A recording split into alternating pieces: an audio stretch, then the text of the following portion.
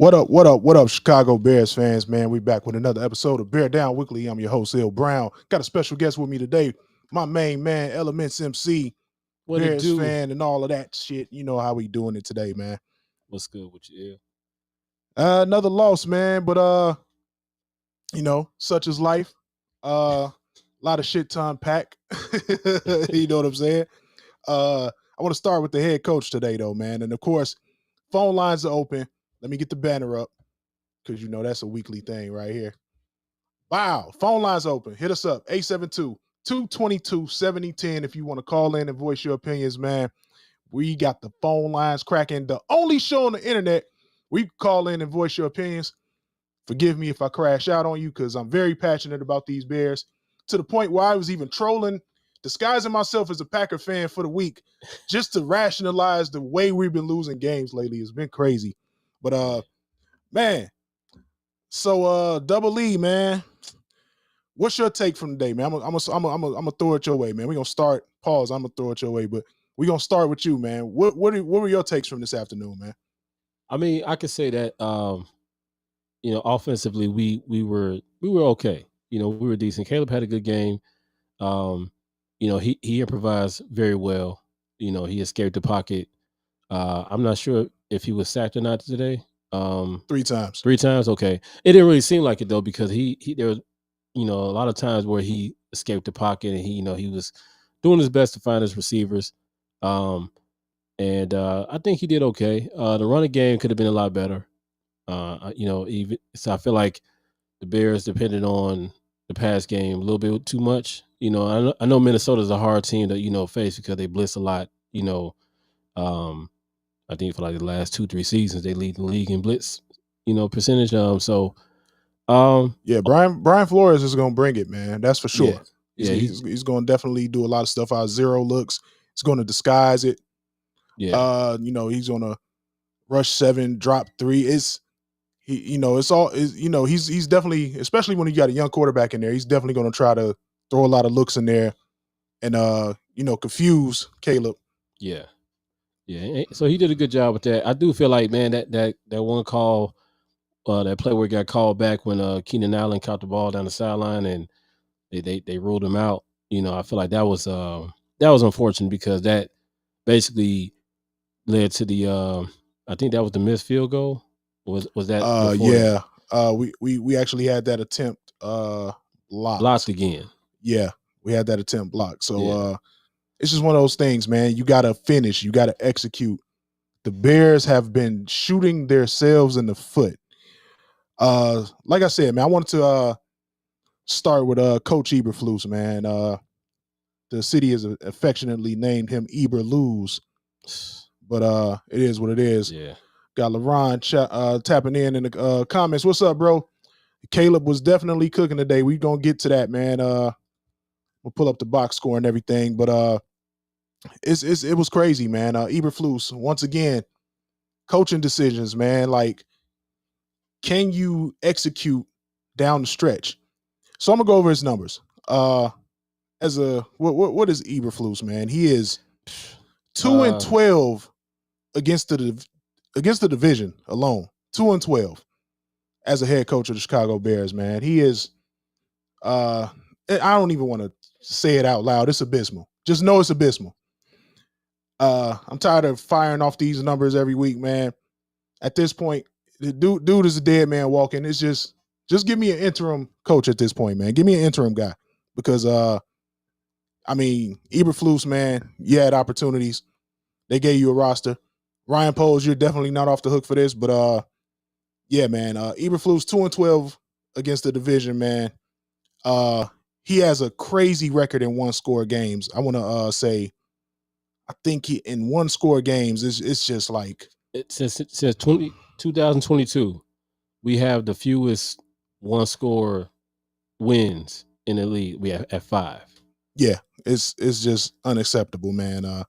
He's a deer in headlights. I just need a more experienced guy, man. I feel like even Thomas Brown, man, them guys look him in his eye and they know they know he means business, man. And he's a clear communicator. He's concise and he's able to deliver his message. And I just believe that I mean, on a day like today, man, where you get 27 points, special teams kind of fails you again. They made some plays, but they kind of fail you again. And then, of course, the defense was, man, they were getting gashed today. Yeah. Aaron Jones, nonstop gashing them as usual. Aaron Jones is a Chicago Bears killer. His whole career, he has been killing the Bears. No doubt. And then they had Sam Darnold out there looking like prime Aaron Rodgers.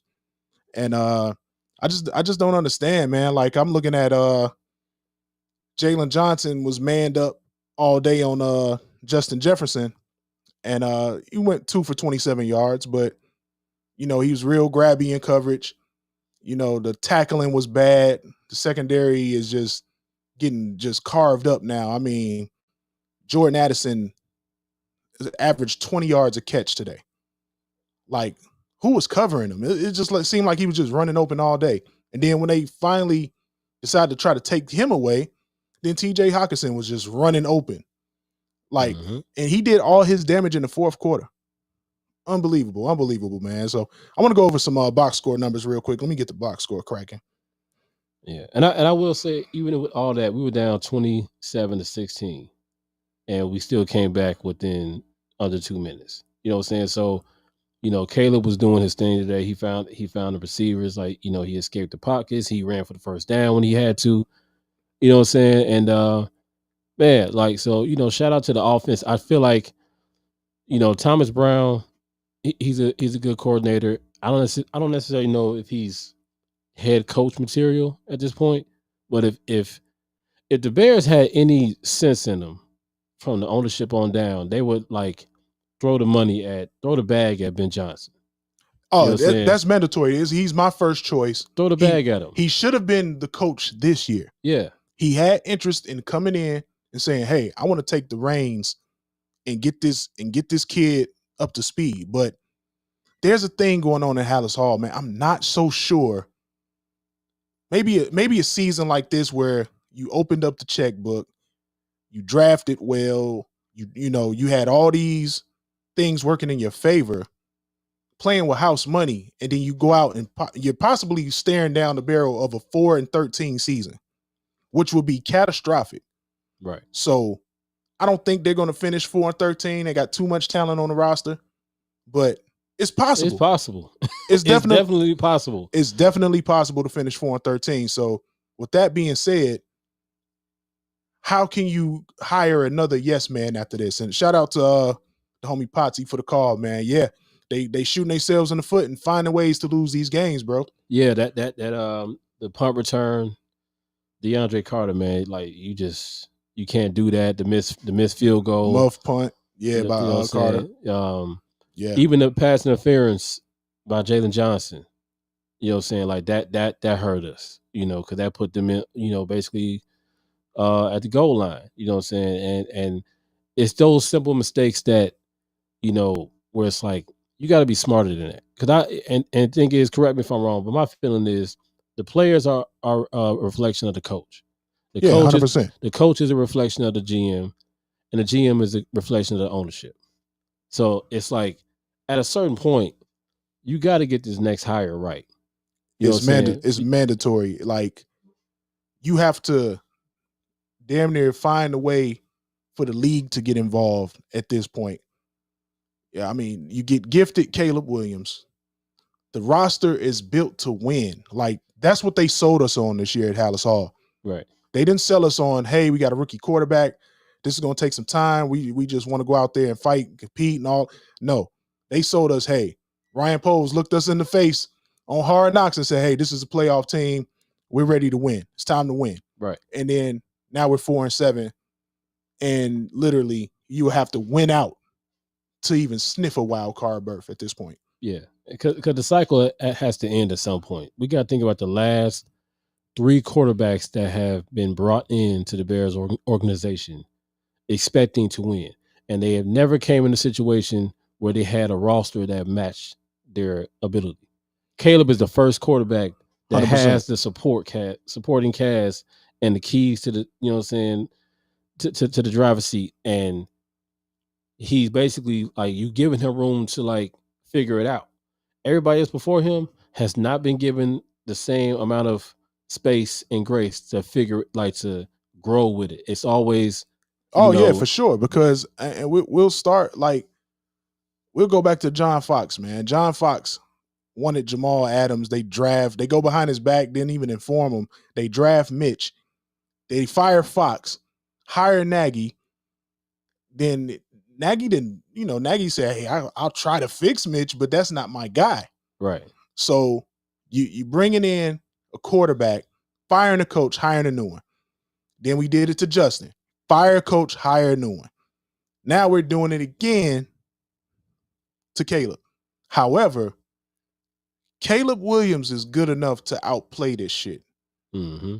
He's showing it. It's 11 games in. He already has broken the Bears single season rookie passing record. He's going to fly past 3,000 yards this year. He may flirt with 4,000 yards still. That was my preseason prediction. He's still got a chance to get it. And I don't see at this point at 4-7, I'm gonna let him chuck it. I don't care about interceptions at this point. I'm gonna let him chuck the ball. Right. Like if they didn't, not to cut you off, if they didn't fire Shane Waldron, that wouldn't have happened. Oh, of course not. Of course not. He would probably had 300 yards at some point, but he'd have to throw the ball 40 or 50 times. And we don't need that from him.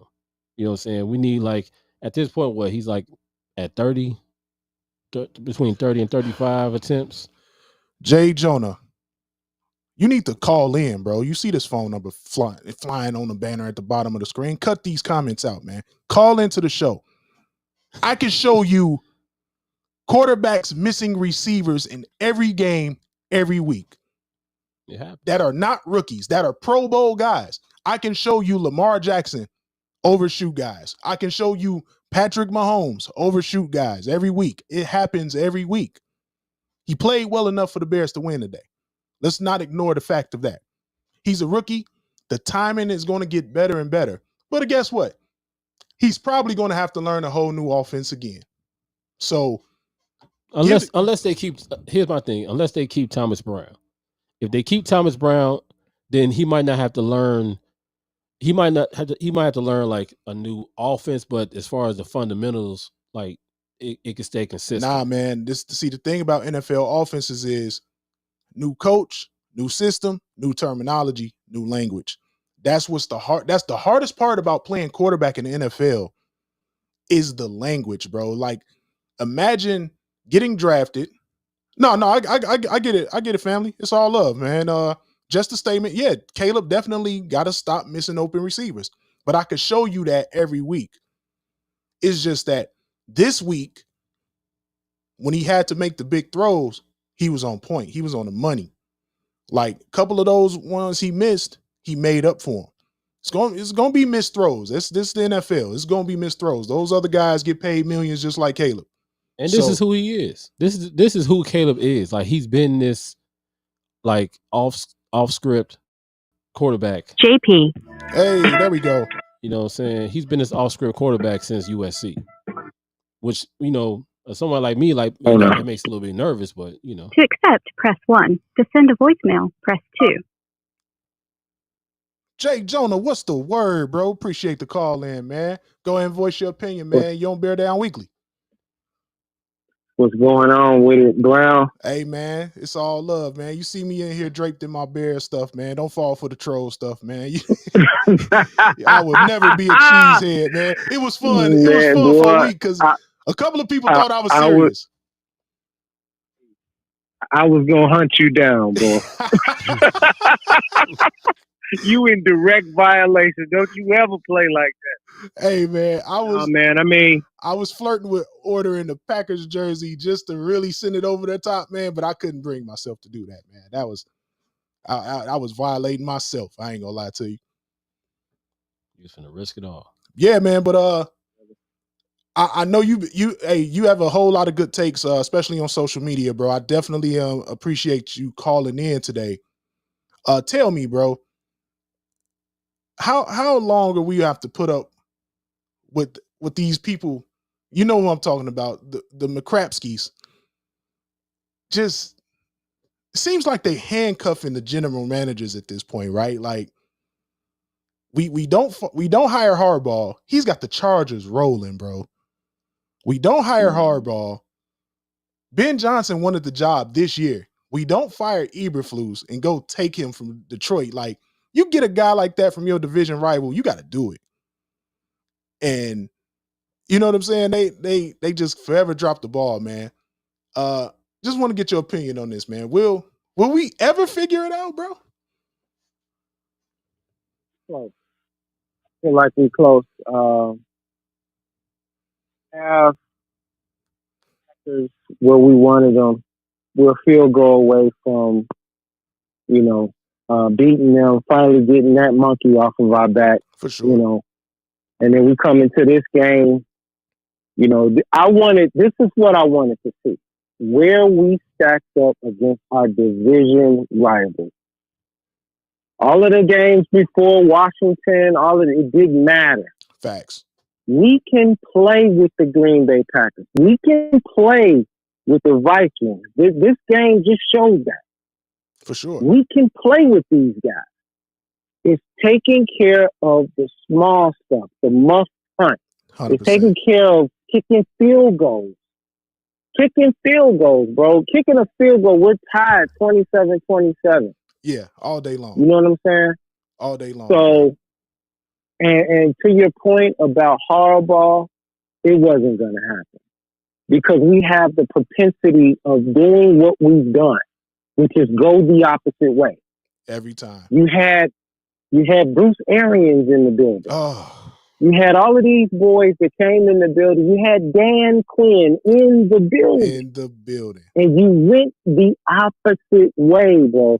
So my thing is, we got to wait the McCaskies out, bro. It wasn't until Bill Wirtz died that the Blackhawks went on a 3-year trip.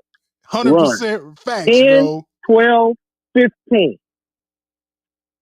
Absolutely. So now we got to think about, got to wait this guy out, man. Bro, George McCaskey. Because, yeah.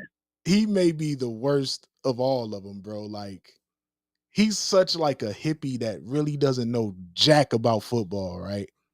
He doesn't know anything about football. So he's literally just, he's in there, but he's interfering though, right? Like, I'd feel better if he was just like, hey, because he come out, hey, man, I'm like a fan. I don't know anything about football. Then get out the way, bro. Get out the way and open the checkbook and shut your mouth. That's all we need. Well, if there's anything, most NFL teams that don't have success for a while, that's what their ownership is a reflection of. They don't know anything about football. They just have money, and they say, hey, you know what? I'll go ahead and buy that team.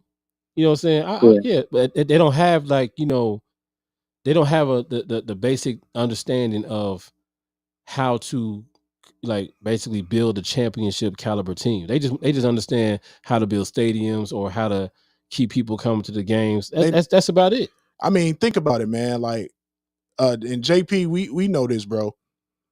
You talking about Ted Phillips was the GM for years, team president for years and years because he knew how to generate revenue.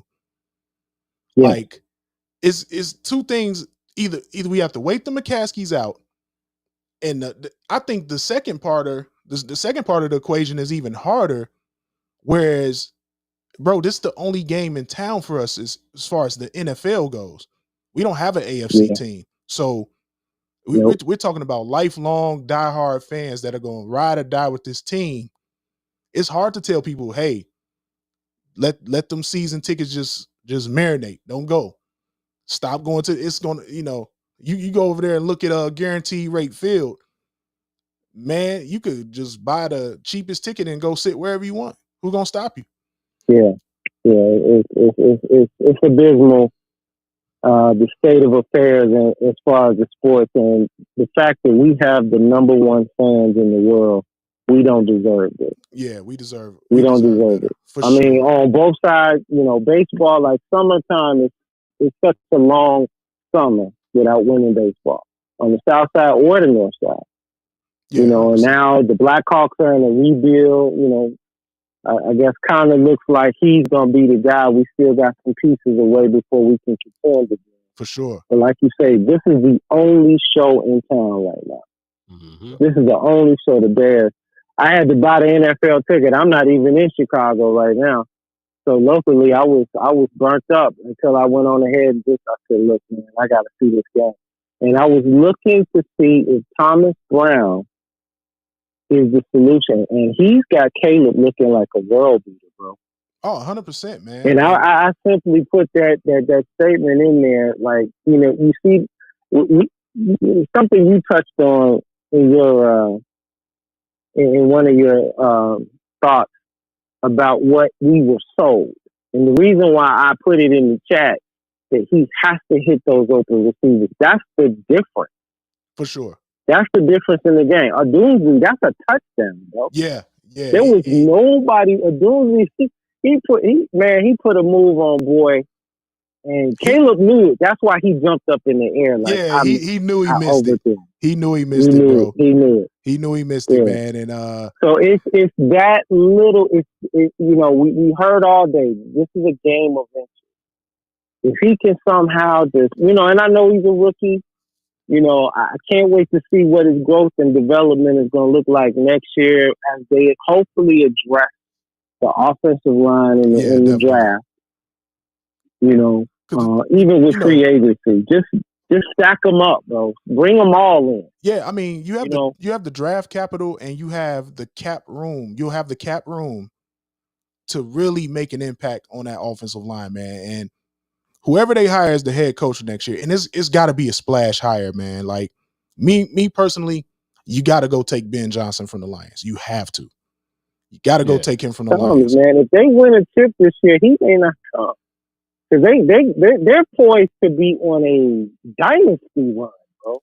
Dude, they are Detroit young. Looks incredible. Yeah, they That's are if young. he comes, man. That's if we will have to throw him so much to get him here now.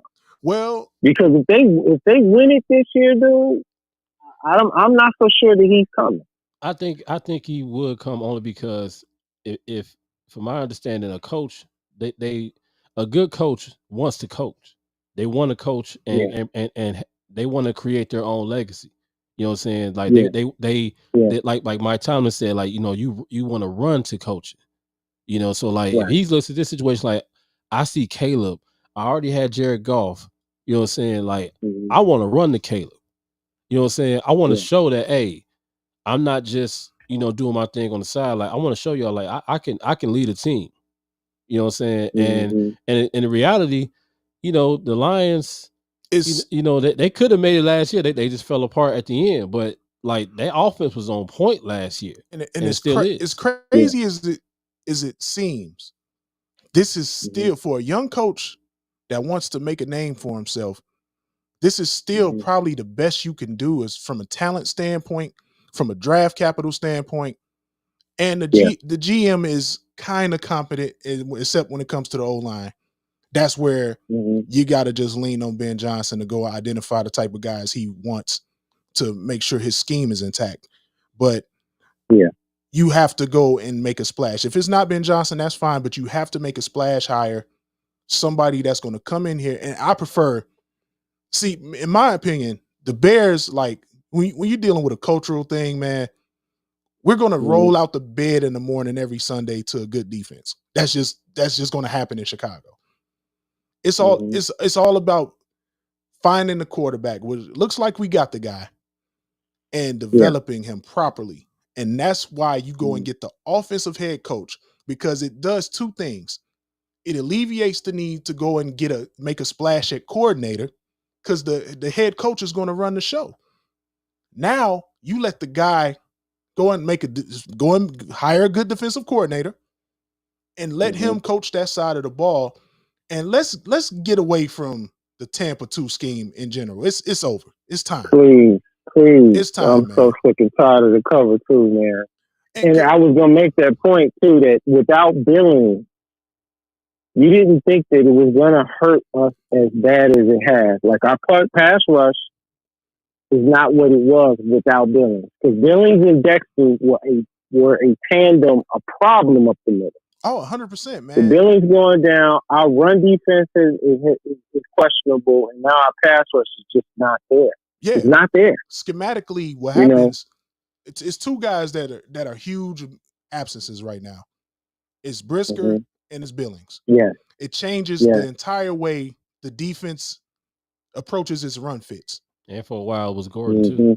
Yeah. And without those three guys in the lineup at the same time, you're just going to get gashed, man. Like you basically lost your run stopper. Like the guy that can command a double team, not rushing the passer, but just eat up blocks. You gotta Billings, and he's on a incredibly team friendly deal right now. So without him in the lineup and without Brisker coming down in the box, being that really third or fourth linebacker, depending on the situation, whether you're in nickel or you're in base or whatever, the run fits are horrible. Like Aaron Jones looked like Adrian Peterson today. I mean, name any running back against our run defense. Since Bristol went down and then Connor, I don't even want to think about that Arizona game. Oh man, right. They didn't have to throw the ball. All they had to do was hand the ball off to Connor, and it was just smash mouth, football. Something that we want to have an identity about. Yeah. Like I want to see them get Johnson more involved with our running game. Swift has broken, 3 of them this year? The big game? Yeah, absolutely, man. But I want to see our bruising back, bro. Let them boys eat up front. Yeah, just pound the rock, man. I'm 100% agreeing with you there, man. Like, in a lot of situations, man, like, that's something I would like to see. I would like to see them use them in tandem because Swift is dynamic as a receiver. So let's give these guys on the other side of the ball that's coaching the defense against you. Let's give them something to look at. Let's give them something to worry about, something to stay up at night. Like, hey, we have to game plan for this guy. Now we got a game plan for this guy. And you're talking about somebody who could catch the ball out of the backfield extremely well. So, man, it's just one of those things, man, where you got all these weapons, man. You got to deploy them. Yeah. Uncharacteristic drop by Kmet today. I thought he had it. That was a critical fourth and 3 or 3rd and 3? Yeah. He dropped the ball. Yeah. It's like you gotta help your quarterback, man. He's already a rookie. And he's not gonna be on the same clock, even as a Sam Darnold at this point, right? Because his, he's seeing all of this stuff really for the first time. NFL and college is night and day. So his clock, and then a lot of the overthrows and stuff is because his clock is sped up. He's seeing it happen, and he's just, he's pulling the trigger too quick. His footwork, his mechanics are falling apart. At what I'm saying, at the top of his drop sometimes, and I'm like, okay, that a good coach is going to coach that right out of his system, and himself being as hard as he is on himself, he's going to self-correct that. Like I've seen him self-correct a lot of things this season, and that's just a damn shame because the kid got it where it counts, and the clutch factor is there. Like I trust him in late games. I trust him more in late game situations than I do making the routine plays at this point because his instincts take over. Right. And the kid has it, man, and you can't afford. He got it. And I like that his dad is a real hands-on parent when it comes to his kid's career because you're going to start hearing some chirping if they don't do right by Caleb. So the situation is set up for the Bears to finally just say, you know what? We're trying to get this stadium built. The winning cures it all. You're asking all the taxpayers for this money, and you could potentially finish 4-13. I'm not paying for you know what I'm saying, bro? Right. You 4-13, you want a new stadium? Are you crazy? Man. Y'all better stay in that dump that landed, looks like a spaceship that landed on the lakefront. Stay in that dump. You know, and hopefully, the hope that I have is, and to be honest, you know me, ill. Like I said from, like, I think the first couple of weeks, I was like, look, I'm watching this season from a distance, right? You know what I'm saying? Because I kind of already knew. I was just kind of like, when I saw the draft, I was like, I don't know if this is gonna work the way we people are making it seem to be, right? So now I'm just hoping that, honestly, I'm hoping that Poles and Warren come together and say, hey, we gotta fix this. You know what I'm saying? Like we gotta get this right. Because if you look at the Eagles, look at the Lions. Like before they got to where they are right now, like, you know, like last year, year before, when like Jalen Hurts was coming along, they made that change at coach. You know what I'm saying? Because they understood we got too much talent with these wide receivers. You know what I'm saying? And we gotta bring them up to speed. Same thing with the Lions. It's like, all right, look, we got this top offensive tackle, or is Sewell a guard or a tackle? Nah, Sewell's right tackle. Right tackle. We got this talented tackle. You know what I'm saying? We had DeAndre Swift. Didn't really pan out. We get Amari St. Brown. We get all the pieces that are coming together. And Dan Campbell, you know, we was laughing at him like some years ago. He was like, man, they go to Lions, but they had to realize, hey, we have to build it and we have to trust it. And they got out of his way. They got out of Dan Campbell's way. They got out of you know what I'm saying? They let them 100%. You know what I'm saying? The GM over there at the line, he said, look, we gotta get this right. So with the Bears, Poles and Warren, man, they gotta really like put their foot down, bro. Like, look, man, and mainly stop being cheap, stop being scared. Kevin Warren is there to get the stadium built. That's why he's there. He's there to get the stadium built, man. I don't really know if he's a football guy for real. I know he's a hell of a businessman. Right. But Ryan Poles, he's officially been indicted. The Ryan Bates experiment, right? He's chased this guy for 2 years and he can't even get on the field. And when he is on the field, he's not a difference maker. Like he is completely wet the bed in building this offensive line. We need a real center. I mean, Coleman Shelton has been playing very, very a lot better lately. Yeah. I don't see him as a problem. And he has started in this league, but I look at the centers in the league, like I look at Lamar Jackson center. I look at Creed Humphrey over there for the Chiefs. Like they have top-notch talent at center. Yeah. And then just for Ryan Poles to get cute and draft a punter in the 4th round and stuff like that, right?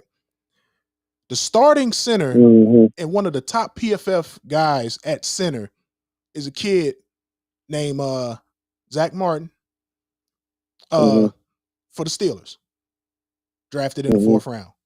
He's going to be a 10+ year starter at center for the Steelers. And we draft a punter in the 4th round. Right. I'm not spending no draft capital on a punter ever. Now, Torrey Taylor, yeah, he can play, but a 4th round pick when I have a 10-year starter sitting out there, and Ryan Poles, you're an O-line guy. You're supposed to be an O-line guy. Why can't you identify good offensive linemen? Because he wasn't a good offensive lineman himself. Bingo. Neither him or Ian Cunningham. They didn't make it. They didn't cut the mustard. Right. And it reflects. You would think that coming from, it's funny, coming from the Eagles organization and the Chiefs organization, you would think, hey, we need to have a good offensive line for this to work. Great point. Good center. You would think that would make sense, but I don't know, man. I feel like, you know, for right now, I like Bryson Jones. I like Tevin Jenkins. Everybody else is questionable. Center's questionable. Even Darnell Wright is questionable at times. It's like, and me, honestly, I'm not about to break the bank on Tevin Jenkins with his injury history. Like he's missed a bunch of games this year. Like he's in and out of the lineup too much. Like, absolutely. If you could get him for a team-friendly deal, and maybe, you know, he's a guy that can start and be an extremely high quality. I mean, but he's going to go make starter money somewhere. But in my opinion, with all the draft capital that you have and the money that you'll have, salary cap wise, I feel like I can find an upgrade there. A guy that's going to be in the lineup consistently. You need an O-line unit that's going to be there and that can grow with Caleb Williams, because you definitely need some cohesion on that just offensive side of the ball. So all of those timing issues and things like, his clock being sped up, it'll correct itself with just knowing I trust my guy to win a one-on-one. I trust my guy to protect me when I on a 5-step, 7-step drop if I have to. You know what I mean? So, and honestly, if you're doing 7-step drops in the NFL these days, you're crazy. Right. But it's just one of those things, man. There's a lot of tools here to build with, man. We just need the right carpenter, man. We got to get this head coaching hire right, man. I just never understood what they saw. And see the indicting thing on Poles, because I've been calling for Poles' head. Caleb practically fell in your lap with Carolina collapsing like they did. Nobody saw that coming. You fleeced them, yes, but Caleb fell in your lap, so there was nothing special there. Oh, 100%. My thing is, hear the reports coming out of Hallis Hall that he 1,000% backed Eberflus. Going back to our Harbaugh discussion. See, none of these guys were even in the consideration to be brought here to develop your franchise quarterback, which is like, it's unreal. Like, what are you doing, bro? You had an opportunity. If, in fact, McCaskey was going to pay Eberflus to stay home for 3 years, because that's the thing that I've been trying to educate people on. McCaskey doesn't pay coaches to stay home. No. This is a 5-year deal. So if we fired him, Flus is he's on the books for the 3 next years. Oh, yeah. 3 more years we would have had to been paying him. And so now that's money you wouldn't necessarily been able to allocate to go get a Harbaugh or one of the other guys. But see, they're going to be looking. The winning organizations don't care about money that doesn't affect the hard cap. I don't. Right. Because it's out of the owners. It's not coming out the hard cap. 100%, bro. Like, why the McCaskey so cheap with the billions that they didn't earn? You looked up. Because it's easy money, bro. Yeah, easy money. Have the number 1 jerseys. How many jerseys do you have of players that have already been traded? The Khalil Mack, the Roquan Smith, the Justin Fields. The number 1 jersey is the Chicago Bears. My closet looks like a ex-Bears player's graveyard, man. Exactly. I got a Grossman jersey. Man. Like, I went to the Cardinals game last year, right? And I got me a Victory Monday Bears shirt, hoodie. I ain't been able to wear that yet. You know what I'm saying? Like I have not been able to wear this hoodie at all. Like look, this is just, I'm wearing this NBA hoodie. Like, no bullshit allowed. That's what it's gonna be from now on, because I'm not gonna be able to wear this Victory Monday Bears hoodie. No, it look like this year, man. It's like, come on, man. Like, I mean, you might get lucky and beat the 49ers because they're like an infirmary at this point. Like, even today, Brock Purdy is out. I think Trent is out. It's looking rough over there. That's actually that heard division is looking rough in itself, though. So. Actually heard a rumor though, right? Mm-hmm. They've lost a couple of big games when it counts, right? Mm-hmm. I've heard rumblings, and I don't buy it, but if Kyle Shanahan becomes available and you don't hire him, you're retarded.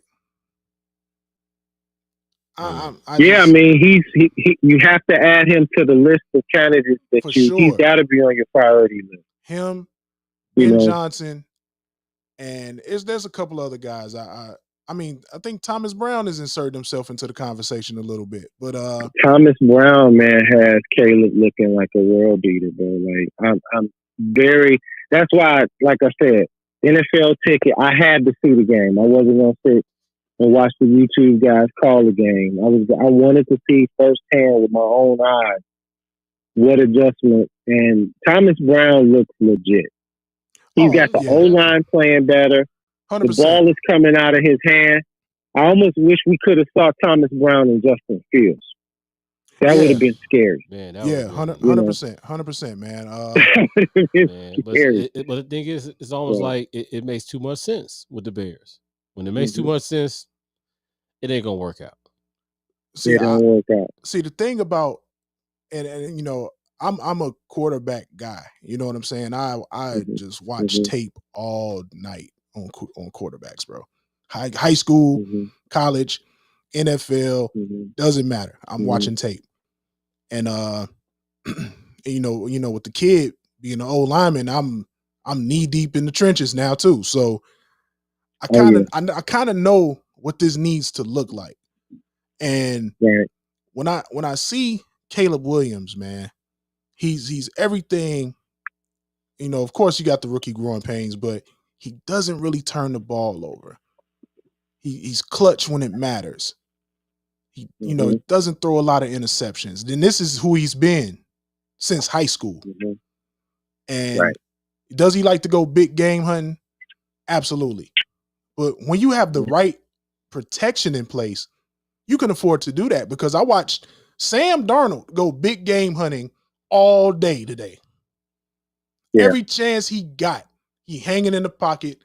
I'm trying to take a shot downfield because I think my guys are better than yours and we could win. And he was right. Jordan Addison made us look like a JV team out there today. Man, Addison is the real deal, bro.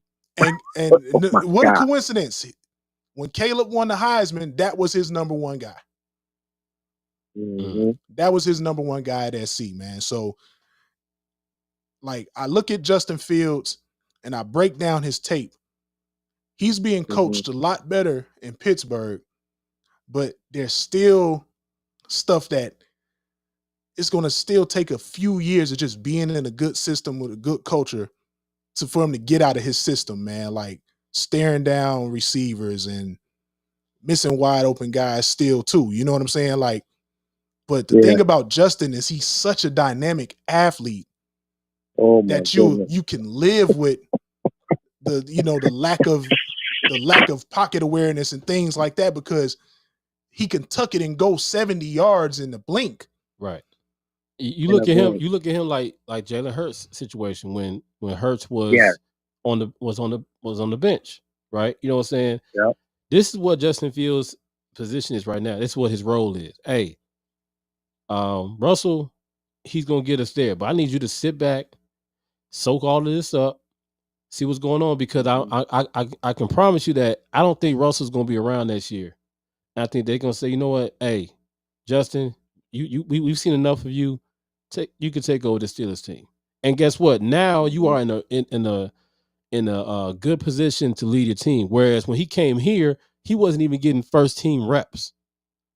You know what I'm saying? Like he had to, it took a Andy Dalton injury to put Justin in. And honestly, he still shouldn't have played. Right. Because who we had, Nick Foles at the time too. You let Nick Foles go out there on the expressway without a car against Myles Garrett, and because you broke, honestly, games like that, and some quarterbacks don't recover from that, man. And you took a kid who was confident, had a strong preseason, and was content. Okay, I'm gonna just wait it out and get my shot. Matt Nagy was actually smart in that approach. But once Andy Dalton got injured and the fans we want Justin. Okay, we're going to roll him out there.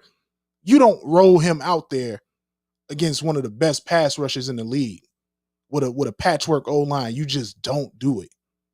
And Justin was sacked 9 times. 9 times that game. That was crazy. And the thing is, and the thing is, we are fans of the Bears, right? But I want to hold some of these fans and media accountable too, because sometimes we don't really know as a general broad point of view, they don't understand what's actually taking place. They just want what they want. and 100%. it influences the McCaskies because they ain't got the you know what I'm saying? Their mindset is not, hey, shut up, meathead fans. Right. We're going to build this the right way. Kind of like how they approached the Lions fans who were wearing paper bags over their heads just a few years ago. Right. So they're influenced directly by them. They're influenced by the money. So if the fans are, hey, we want this, hey, pacify the fans so we could keep making that money. Exactly. But what they don't understand, you're going to make more money if you win. If you're winning, it's going to be on steroids. Facts. The culture has to change, man. It has to change, and it has to change now, because now looks like you got the guy at quarterback. Now it's about developing him, and the roster is built for plug and play success with the right guy at the helm. It's built for plug and play. That's the difference. That's the difference. You got the guy, plus you have the weapons. You know what I'm saying? Like, it all came together at the right time. 100%, man. Difference is now. Any word on why they don't use Tyler Scott?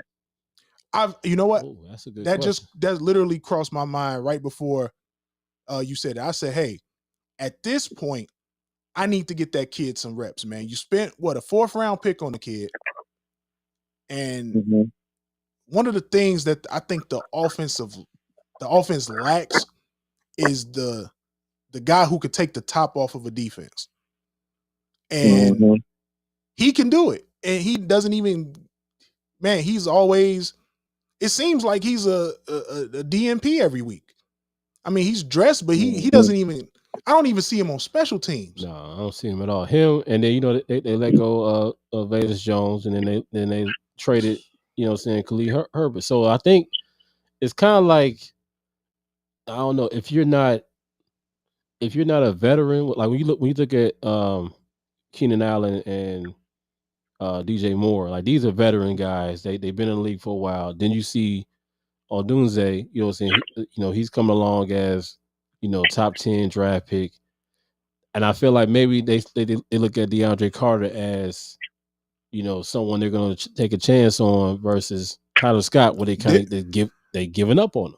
See, and that was on Shane Waldron, because there's no way you go into, coming out of the offseason and going into the offseason that you don't factor this kid into the plans with 4.3 speed. And a guy who, you look at his film in college, that's what he does. He's a deep ball guy. He goes to go get it. So not using him is just an indictment on the coaching staff, man. Like, and asking Thomas Brown to implement him now is kind of crazy, because he's literally picking up the call sheet, slicing it in half. Hey, Caleb, what do you like? Okay, fine. You like these plays? Okay, let's make sure the protection is good on these plays. Then let's make sure the communication is perfect, because I will let the callers call in, and I will give you guys NFL level cadences that you would have to spit out before you break the huddle, and it's insane. It is absolutely insane. We're talking about sometimes 12 and 14 character play calls. So it's serious business being the quarterback in the NFL level.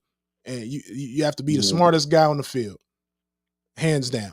And if you're not, well, hey guys, thanks for taking my call. Yes, sir, man. JP, appreciate the call, man. We're gonna open up the phone lines, man. Yes, sir. Next week, man. Well, actually, Thanksgiving, we got we going to Detroit, so yeah. But man, appreciate the call, bro, man. Hey, don't be a stranger, no problem, man. bro. We here every week, yes, man. Sir. Definitely tap in. Okay. Yes, sir. I will. Shout out to big homie JP, man. He's been knowing me since yay high, man. One of the illest DJs in the city as well, man. DJ J Jonah, tap in on Twitch. I think he on YouTube and of course on Facebook, man. But definitely, if you want to support my boy DJ J Jonah, drop it in the comments, bro. Drop your Twitch handle in the comments, man. But definitely will not be disappointed. If you like house music, you like hip hop, it's one of my mans.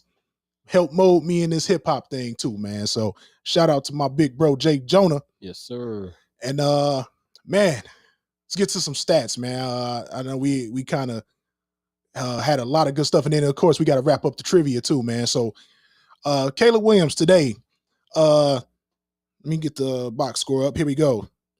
Caleb Williams, 32 of 47 for 340 yards, 2 touchdowns. Yes, sir. Let me get that on the screen. 2 touchdowns, quarterback rating of 103.1. You'll take that every day of the week. Let's go to the running game. Caleb Williams was your leading rusher today. 6 attempts, 33 yards, 5.5 a carry, long of 10. DeAndre Swift, 13 carries, 30 yards. I think it's time for a change of pace, man. I like to give Roschon Johnson some more touch. DJ Moore on the jet sweep, 13 yards. He's pretty dynamic with the ball in his hands, taking handoffs, man. I like him on the jet sweep, man. But make sure y'all tap in with my bro Jay Jonah, man, on Twitch, man. Definitely tap in with him. Let's go to the receivers. DJ Moore, 7 catches, 7 targets, 7 receptions, 106 yards and a touchdown. You take that all day. Keenan Allen, 15 targets. My goodness gracious. 9 catches, 86 yards and a touchdown. You take that. Cole Kmet, 10 targets, 7 receptions, 64 yards. You take that. Rome Odunze, 10 targets. We missed a couple opportunities to roam. 5 catches, 39 yards. DeAndre Swift, 4 targets, 3 catches, 35 yards. As you can see, Thomas Brown got these boys spreading the ball around real nice. You'll take that balance on offense every day of the week. 27 points with this defense preseason, a form of this defense. You think you won the game all day long. You know what I'm saying? Let's go to I want to see the Minnesota Vikings stats, man. So Sam Darnold, 22 of 34 for 330 yards, 2 touchdowns, 116 rating. He balled out today. Aaron Jones absolutely killed us today. 22 carries, 106 yards and a touchdown. Did have a fumble. Jonathan Owens strip fumble that actually probably prevented another touchdown. So shout out to Jonathan Owens. Cam Akers, 3 carries, 19 yards. Here's where it gets extremely ugly. The secondary, we got to clean this up, man. Jordan Addison, 8 catches, 162 on the score. TJ Hockenson, 7 catches, 114. Come on, man.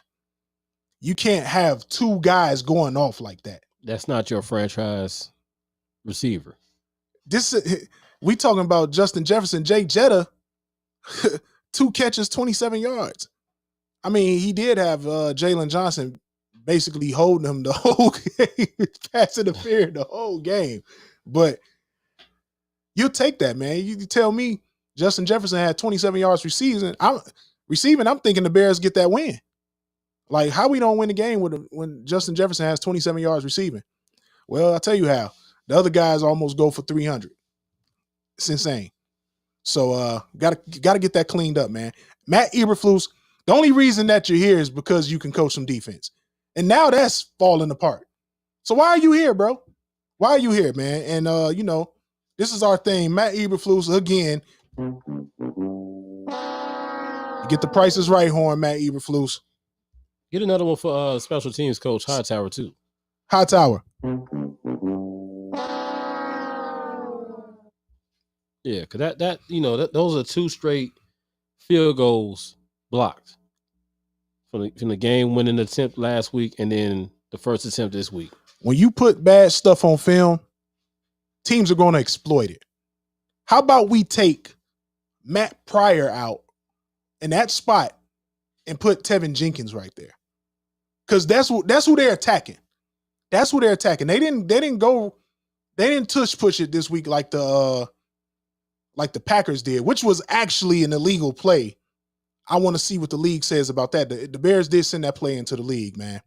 But we got to clean this up, man. Like, you talking about a team that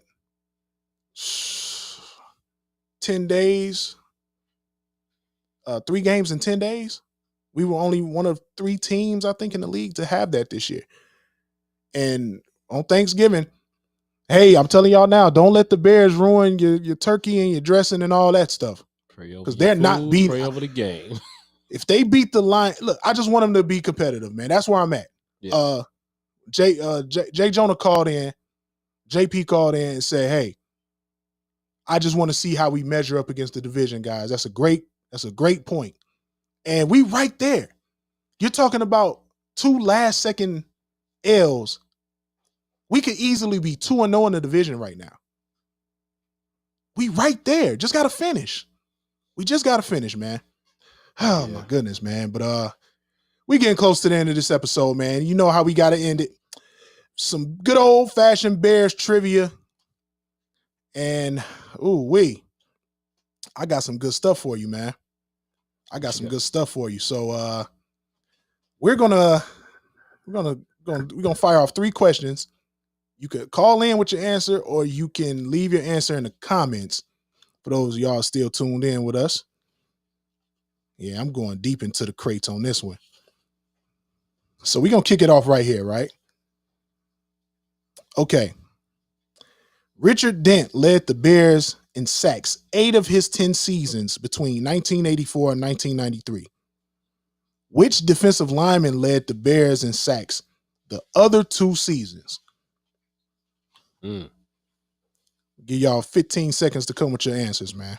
I'll repeat the question one more time. Richard Dent led the Bears in sacks 8 of the 10 seasons he played between 1984 and 1993. Which other defensive lineman led the Chicago Bears in sacks the other 2 seasons? You got 15 seconds. I already know the answer to this, but I think I know the answer to this. I already know the answer to this, man. So I give y'all a hint. Ooh, that's a good guess. That's a good guess. I'm gonna give you one more guess. I was gonna say that first. I was gonna say that at first, but I know the answer. I think I know the answer to this one. I know the answer before I even go to the answer key. Yep, I was right.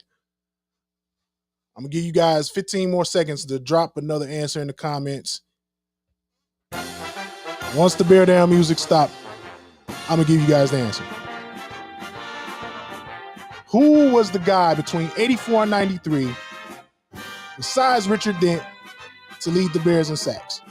Dent did it 8 out of 10 times. Who was the other guy? He's a Bears legend. That's the only hint I'm gonna give you. I know who it is. Time's up. Jabari, you wanna take a stab at it? I'm gonna say Stevie Michael. There it is. That's the right answer, man. Jabari got it. Mondo! Shout out to Mondo, man, for making it to the Hall of Fame, man. Y'all always in our thoughts and prayers as Bears fans, man. Steve McMichael, man. Big 76. One of my favorite all-time Bears, man. Let's get into another one. Oh, this is a real good one. This was a real good one. Oh, yeah, you guys gonna like this one. Who is the Bears' all-time leader in fumble recoveries? You got 15 seconds. Fumble recoveries.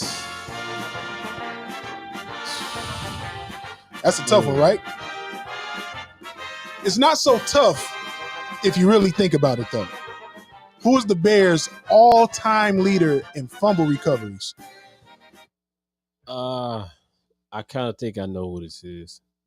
Leave your answer in the comments. The Bears' all-time leader in fumble recoveries. I give you guys a quick hint. He may be top 5 most famous Bear all time. I know. Let me give a couple more seconds. Leave your answer in the comments, man. Bears' all-time leader in fumble recoveries. Give you 10 seconds. I think I know what We're going to give you 10 seconds, man. 5, 4, 3, 2, 1. You want to take a stab at it, bro? Singletary. I thought it was Mike Singletary. I'll give you guys one more hint, man. I really want y'all to get this right. He's considered the best linebacker in Bears history. Oh, okay. You want them to answer first? I don't see it in the comments, man. Feel free. Dick Butkus. There we go. Bears all-time leader in fumble recoveries. Number 51, CVS High School's finest. Chicago, Illinois, through and through. The legend, number 51, Dick Butkus, rest in peace. One of my all-time favorite Bears. And remember his slogan, I can't coach losers. Man, okay. That was a good one right there. All right. Yeah. Let's get back into it. Oh, okay. Y'all gonna like this one. All right. Last question of the day before we close out the show, fellas. Ladies and gentlemen, my bad. Walter Payton leads the Bears in total receptions. So which wide receiver ranks second on the all-time list? You got 15 seconds. Ranks second. Walter Payton is first. Who ranks second in total receptions all time? Receiving. Bears wide receiver. Which receiver? Only two names come to mind. But, time's up. I don't think no. Time's up. This was actually a really easy one for me. But I want you guys to get it. Yep, I was right. Time's up. I'll actually do you guys a favor. We're going to do process of elimination. Your answer choices are as follows. Marty Booker, Brandon Marshall, Curtis Conway, Johnny Morris. Which guy is second all-time in receptions as a Bear? You guys might sound like you guys about to get the Prices Right horn, man. Sound like crickets. Crickets? Nobody know? Take a guess, man. I'm going to go with Marty Booker. I'll give you another guess, man. All right. He said second all time. Marty Booker, Brandon Marshall, Johnny Morris, or Curtis Conway. Shout out to Curtis Conway. He was tough. Curtis, though. Yes. It got to be Johnny Morris. There it is. Yeah. Johnny Morris, baby. Johnny Morris. He holds all of the Bears receiving records. Johnny Morris. FYI. The more you know, Bears fans. We're going to wrap this episode up, man. Definitely good talk, man. Bears lose a tough one today. 30-27 against the division rival Minnesota Vikings, man. I will actually see you guys on YouTube, Twitch, Facebook for the post game after the Bears Detroit Lions game on Thanksgiving. Shout out to my guest, Elements MC, my bro Jabari, man, for hanging out with us today, man. No doubt. Shout out to everybody in the comment section. Let me do my shout outs. LeBron, appreciate the Jay Jonah, Potsy, everybody who tuned in, man. We appreciate y'all. And like we always do about this time, it's still Bear Down. And we'll see you guys Thursday after the Bears-Lions game. Hopefully it don't ruin your appetite. We out of here. Peace and Bear Down.